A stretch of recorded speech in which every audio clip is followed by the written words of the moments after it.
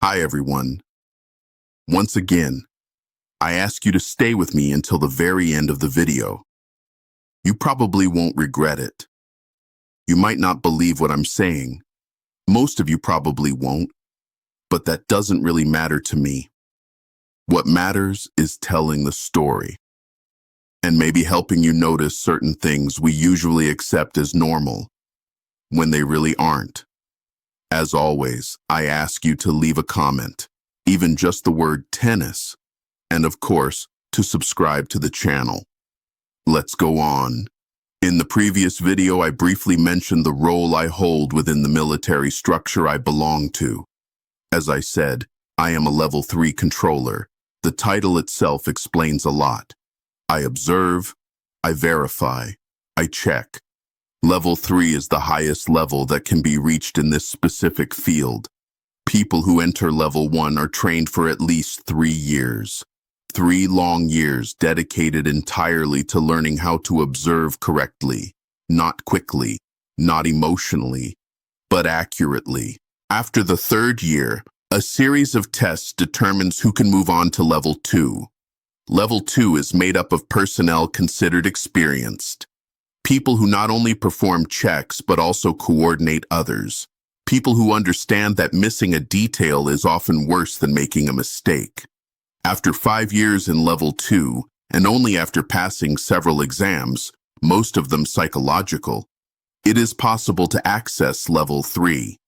Over time, there have been exceptions, practical necessities, age limits, injuries, local and international crises. I moved to level 3 after only 2 years in level 2. Lucky circumstances, and unlucky ones at the same time. I won't explain that now. What matters is this. At level 3, you stop looking at events the way most people do. You stop asking what happened. You start asking why it happened exactly that way. And this applies to everything, including tennis, especially tennis. You see, tennis is often described as a sport of repetition, patterns, statistics, percentages, serve patterns, unforced errors, momentum swings, all correct, but incomplete.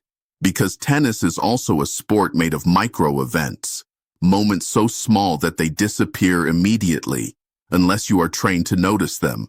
A step taken half a second too early, a ball struck with perfect timing, or with timing that is almost perfect. A decision made instinctively when instinct shouldn't be enough. Most people call these things normal. Part of the game.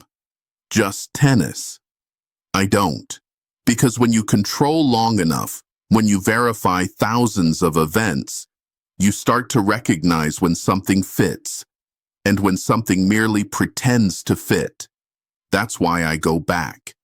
That's why I check the past, not to rewrite it. Not to change it, but to make sure nothing slipped through unnoticed.